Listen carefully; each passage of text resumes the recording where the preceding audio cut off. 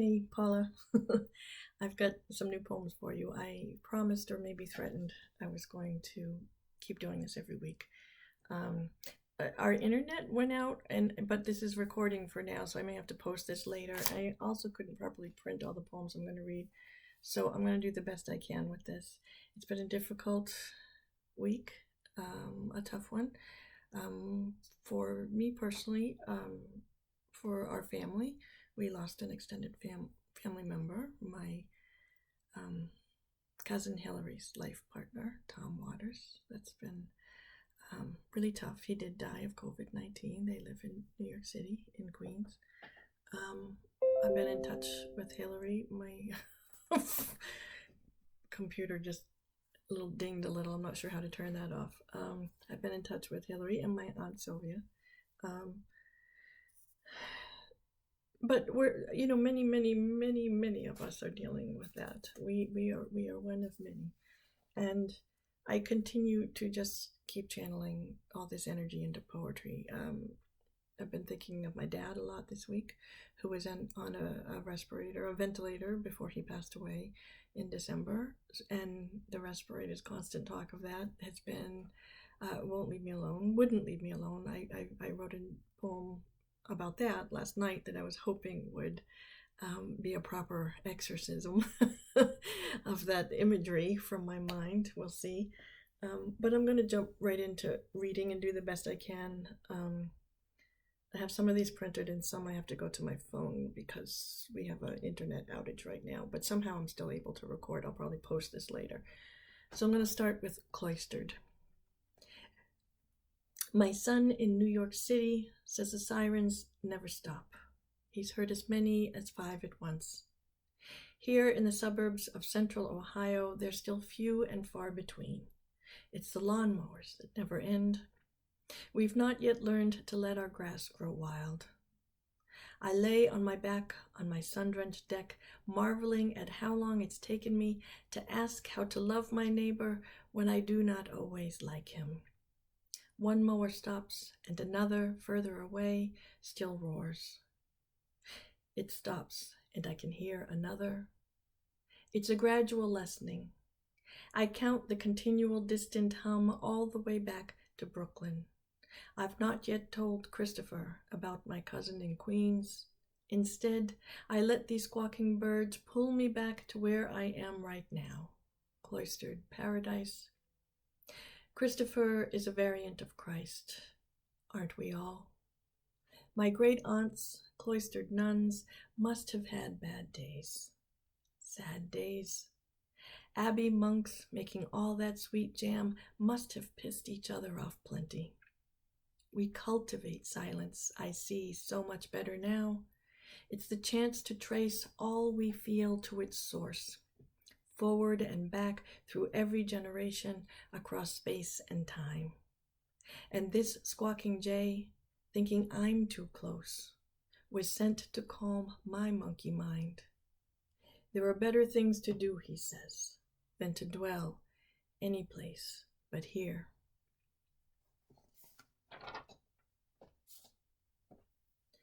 UBI is, of course, Universal Basic Income, which we've been talking in my family for years now, years, about how that's just on the horizon for all of us. And of course, Andrew Yang kind of brought it into public discourse when he was campaigning earlier this year.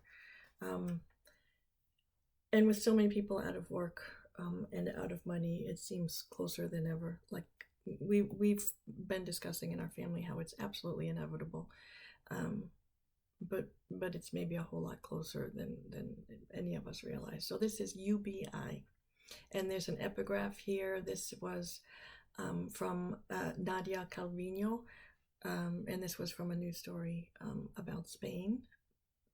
So the quote is, "We're going to do it as soon as possible, so it can be useful and that it remains forever." I nodded off while working on a poem called Full Moon Followed by Rain. A warm day in spring, full of sun, clears the mind, I'd written. Respite from the blitz of rain and wind and cold we know is still bound to muscle its way back through. In short, it had been a good day, but I knew the forecast for tomorrow. When I woke with a start from the sound of my own snore, I saw the new headline, Spain announces UBI. And Rebecca Solnit said, disasters often unfold like revolutions. Ain't it the truth? And so my day ends how it began, with the glimmer of hope history beats out every time. And yeah, says Solnit, counter-revolution is also part of the package. So it goes. One poem opened itself into two new threads, then knit itself back.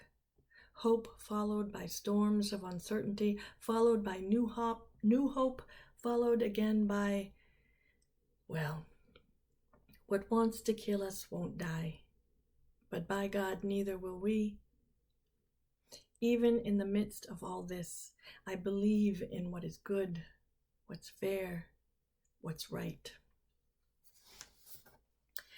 I was struggling at the beginning of this week because after posting the last video, and I thought, oh, I gotta keep going. I'm pretty well committed here, posting these all publicly and saying I'm doing a 30-30, and so I was really uncertain about a couple of poems, but it took its time and they started to come together again. So this next one is called Ant Patience, because the ants started to be everywhere, and I have not seen the ants, by the way, since I wrote this poem. Ant Patience. My husband has not yet seen them, tiny sweet bastards, sugar ants. But they're here, climbing my arms while I sit on the sofa, mounting my toes as I load the washer, scurrying the baseboards while I make dinner. That they come to me means I've something to learn. The lesson is nothing new. Patience is a virtue, an art. The struggle for food, for territory, that's war. Every year I wrestle with this. The scouts have been sent to find the food their colony needs to survive. This morning, it was the dry, half-masticated food the cat had vomited overnight. Who am I to judge the feasting? Is there any act more cruel than setting out traps for what only wants to endure? And yet, if I had one, I would. This year, I'm jealous of their journey. Perhaps that's why they're drawn to me. I could choose to see it as a taunting, but I think they mean to be kind. What we crave is always a journey, they might be trying to say. The strongest among us are crushed every day, yet here we are, creeping in droves. The needs of the many are greater than the needs of the few. Keep moving, stand very, very still.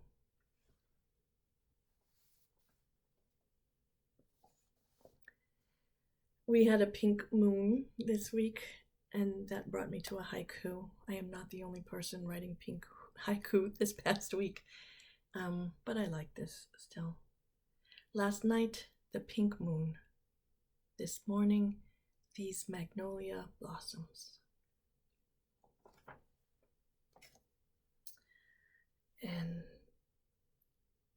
I have to switch to the phone now because, like I said, the power was out and I couldn't get my printers working. I always email these to myself and then print them out, and I couldn't get my email open, so I'm on the phone now. The ant poem, by the way, and this possum poem, I've been reading for years, working, using, meditating with for years. I should have gotten them out so I could show you. I don't think I'm scanning my bookcase here. They're not in this room.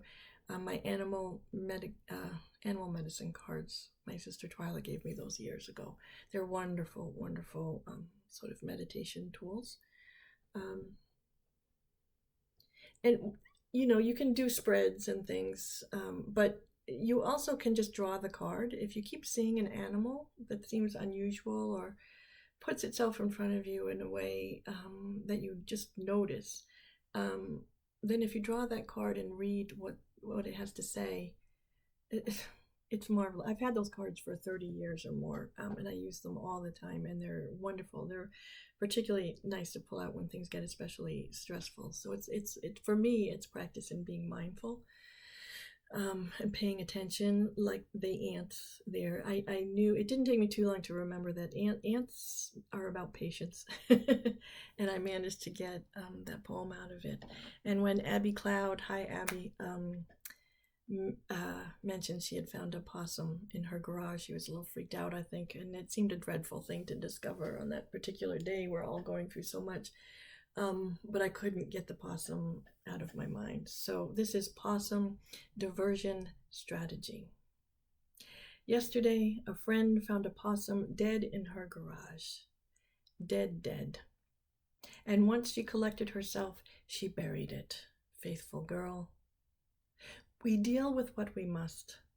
Possum tells us to let the ego go, to rely on instinct, to prepare for the unexpected, to use the brain as a tool for the heart. When the enemy thinks we're dead and moves on, we collect ourselves and move to safety. Smart possum, wise possum.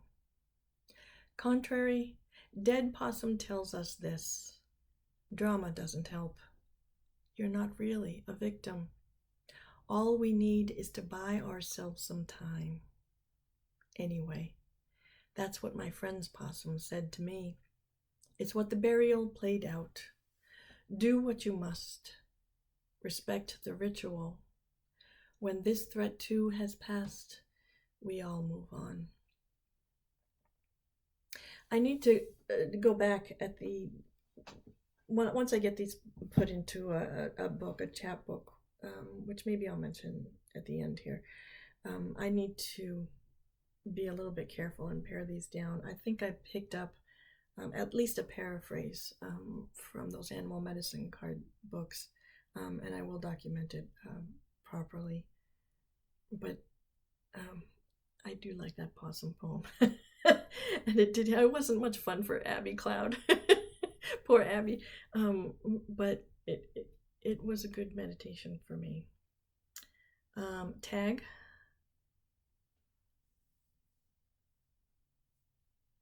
I'm trying to, as I'm scanning this, I'm trying to remember the generation of this poem. I think it was about there's just so many, time is so fluid right now. It's so fluid, and there's so many people talking about childhood memories and remembering things from, it's not just me, I don't think, although my mind has definitely been operating that way, but I've been seeing so many people talk about things on Facebook, and some friends posted some really delightful things about the medicine concoctions, that our parents came up with when we were little.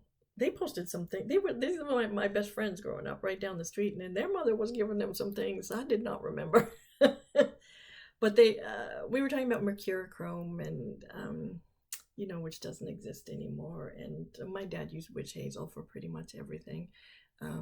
Lots of those different things. So somehow, all this fluid time and all these trips back to childhood and these crazy memories coming back, that things you didn't even know your brain had stored away. Somehow, all of that is where this poem came from, and it's called Tag. Also, tag to me seemed, well, it's just related to the times and what we're going through, isn't it? Right? Tag, you're it, the way this virus is going around in such terrifying ways. So, tag. The game starts with eeny, meeny, miny, mo, and no one wants to be it.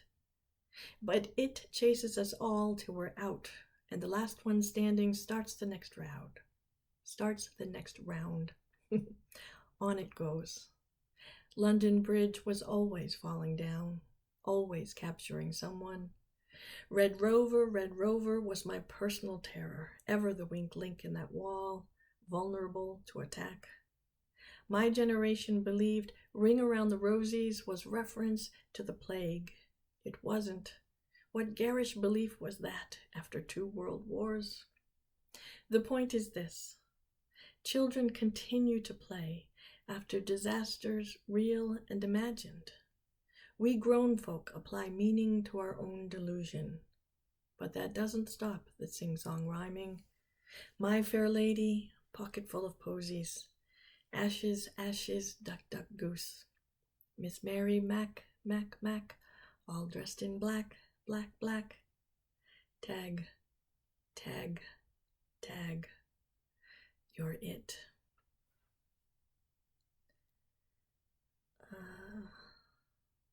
Trying to make sure I'm not skipping any. I don't think I am. The next one was just another haiku. I was working with the, well, I probably have to put this on the haiku Facebook page, the little haiku workshop page, because I played and played and played. I thought this was going to be a much longer poem, and I realized what all I really wanted that kept staying with me. It's another thing staying with me this week was this image, and I thought it was going to be a much longer poem. I'm sure it was. I was sure it was, and the more I tried to work with it, it just kept tightening down and tightening until it went all the way to haiku. And I'm still tweaking, but for now I have this. Rivers of light crackle through green, crown shyness. If you're not familiar with crown shyness, you might look that up. There's some beautiful, beautiful, beautiful imagery there. And then I finished this very late last night, and this is another poem that I struggled with the beginning of it, trying to pin it down, and it kept going every which way, and finally, I realized about a third of the way in, I was just overwriting. I was just trying so hard to make this poem into something it didn't want to be, and so I had to trim back, pare it down, and then finally it started to fall into place, and I still couldn't get the ending. And I was about ready. I was exhausted. I was so tired. So tired. And I took a little break and peeked at Facebook. Joanna Schroeder and I are both doing the 30-30s, and we seem to both be awake at 3 o'clock in the morning, 1 or 2 or 3 o'clock in the morning. And I peeked and I saw if Joanna was there, and she was. She had just posted a poem. So, Joanna, you've been keeping me going this week for sure. So when I saw she was still up and still posting and still writing, I think yesterday we both had a hard day. Neither of us posted a new poem yesterday, but we both posted 2 today. It's just so funny how that works, and I love Joanna so much. So anyway, I went back to my poem, and by God, I got that ending. I just let the ending be what it wanted to be, and I said, oh, okay. The breath you're holding, Easter prayer. The man who invented the first reliable mass-produced ventilator was named Forrest Bird. I cried when I learned this. My father, the first person I ever saw on a vent, was also the first I ever saw die. It would be wrong to say a bird couldn't save him. Once, walking the woods, he let loose his trademark whistle, and a mockingbird sang it straight back. My father was transformed. I was witness to the sound.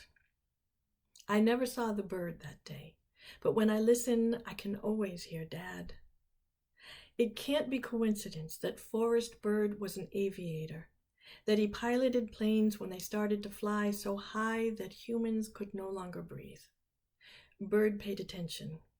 He listened to his own calling. Both these things are true. There are not enough vents, there are not enough birds. But when I stand in the forest and listen, every song drifting back is my father and me. Every call is your dad and you. The wind in the trees is the same as each cry that ever leapt from our throats. So let's try this. Breathe in deep and slow. Lift your arms out wide. Believe in a bird that can save us. Let the breath that you're holding go. So that's my little Easter prayer this Easter Sunday. Um, I am going to put these into a chapbook. I contacted my cousin Hillary.